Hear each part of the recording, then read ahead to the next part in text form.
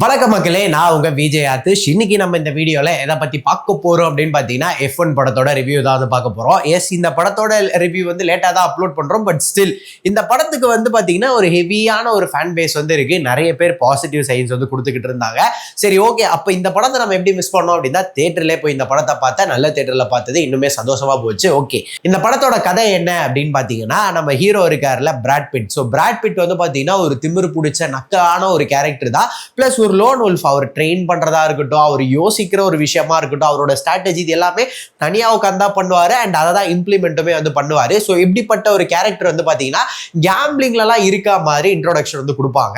So இந்த character வந்து திடீர்னு எதிர்ச்சியா வந்து பாத்தீங்க அப்படின்னா ஒரு வயசான காலத்துல, ஐ மீன் ரொம்ப வயசான காலத்துல இல்ல, ஒரு 40-15 வச்சுக்கோங்களேன், அந்த டைம் அவரோட ஃப்ரெண்டை வந்து மீட் பண்றாரு. ஸோ இந்த ஃப்ரெண்ட் இருக்காருல்ல, அவர் வந்து என்ன பண்றாருன்னா, அவர் ஒரு கம்பெனி லைக் ஒரு பிராண்ட் மாதிரி வச்சிருக்காரு. அந்த கம்பெனியில வந்து F1 அதெல்லாம் வந்து போய்கிட்டு இருக்கு. அவர் பேக் டு பேக் வந்து அவருக்கு வந்து நிறைய லாசஸ் வந்து பாக்குறாரு. எவ்வளவோ கடன் இருக்கு. ஸோ இப்போ என்ன பண்றாரு, F1 ரேஸ்ல வந்து நீ கலந்துக்கிட்டு என் பிராண்ட் என்னோட காரை வந்து இது பண்ணி நீ ரெப்ரசென்ட் பண்ணி ஜெயிச்சு கொடுத்துடலாம், ஓரளவுக்கு இதுல இருந்து மேனேஜ் பண்ணி நான் தப்பிச்சிருவேன் அப்படின்ற மாதிரி கேட்கிறாரு. இந்த ஒரு ரிக்வெஸ்ட்டை ஹீரோ வந்து அக்செப்ட் பண்ணுவாரா, பண்ணார்னா எப்படி இருக்க போகுது கதை அப்படின்றதா வந்து உங்களுக்கு என்டையர் மூவியா வந்து கொடுப்பாங்க. ஸோ இந்த ஒரு டீலை நம்ம ஹீரோ அவர் ஃப்ரெண்டுக்காக அக்செப்ட் பண்ணி அந்த ரேஸை ஜெயிச்சாரா இல்லையான்றது தான் கதை. ஸோ இந்த கதையை பொறுத்தவரையிலும் நான் இங்க உங்களுக்கு சிம்பிளா சொன்னாலும் நீங்க அதை தேட்டர்ல போய் பார்க்கும்போது இன்னுமே நல்லா இருக்கும். படத்தோட பாசிட்டிவ்ஸ் வரும். இந்த படத்தோட மெயின் பாசிட்டிவ் என்ன அப்படின்னு பாத்தீங்கன்னா பிராட் பிட். எஸ், தலைவன் உள்ள வந்தாலே படம் வந்து கொஞ்சம் டிஃப்ரெண்டா தான் இருக்க போகுதுன்னு நினைச்சேன். பட் பின்னி படல் எடுத்திருக்காரு. அவருடைய கேரக்டர்ல இருந்து அவர் அந்த ரேசிங்ல கொடுத்த இன்வால்வ்மெண்ட்ஸ் வரையுமே வந்து பாத்தீங்கன்னா நிறைய விஷயங்கள் வந்து நம்ம நல்லா அப்சர்வ் பண்ணலாம். பிளஸ் நிறைய விஷயங்கள் அதுல இருந்து நம்ம கத்துக்கலாம் அப்படின்னே வந்து சொல்லுவேன். அது உங்களுக்கு சினிமாலாம் ரொம்ப பிடிக்கும்னா எஸ், இந்த படத்தை நீங்க தாராளமா போய் பார்க்கலாம். பிளஸ் இன்னொரு விஷயம் என்னன்னா, அந்த F1 வந்து நம்ம பார்த்துருப்போம் இல்லையா, F1 இதுதான் அப்படின்னு நமக்கு எல்லாருக்குமே தெரியும். சிம்பு கூட வந்து அந்த F1 என்ன அப்படின்றத வந்து சிம்பிளா சொல்லி முடிச்சிருப்பாரு.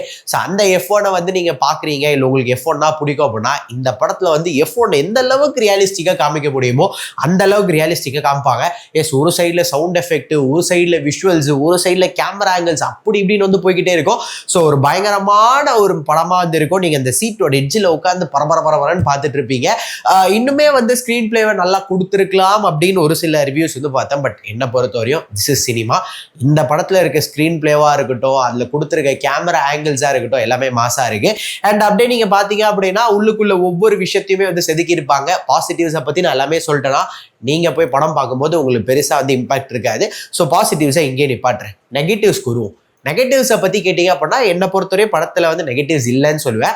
பட் ஒரு பாயிண்ட்டை நோட்டீஸ் பண்ணி அந்த ஒரு பாயிண்ட்டை பற்றி சொல்லணும் அப்படின்னா, எஸ், நம்ம F1 அப்படின்னு எடுத்துக்கிட்டா அந்த ஒரு ஸ்போர்ட்ஸில் வந்து ரிட்டையர்மெண்ட் ஏஜ் வந்து பார்த்தீங்கன்னா அந்த லேட்ரான் 30s, அந்த லேட்ரான் 30s ஒரு 36, 37 அந்த டைம்ல வந்து ரிட்டையர் ஆயிடுவாங்க பெரும்பாலும்.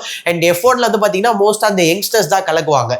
பட் இந்த படத்தில் வந்து பார்த்தீங்கன்னா பிராட் பிட், ஆக்சுவலாக பிராட் பிட்டோட ஏஜே வந்து 61.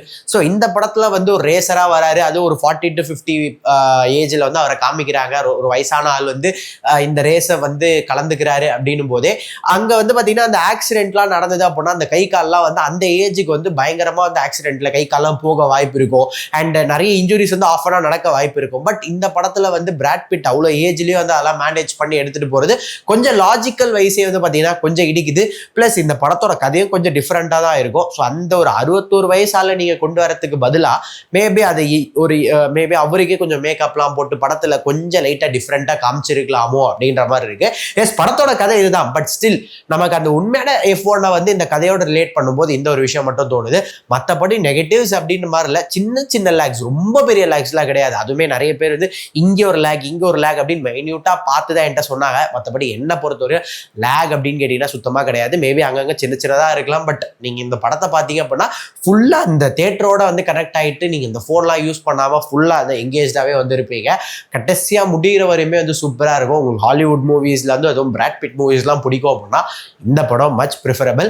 நான் இந்த படத்துக்கு என்ன ரேட்டிங் கொடுப்பேன் அப்படின்னு பார்த்தீங்கன்னா 4.5 அவுட் ஆஃப் 5 வந்து கொடுப்பேன்.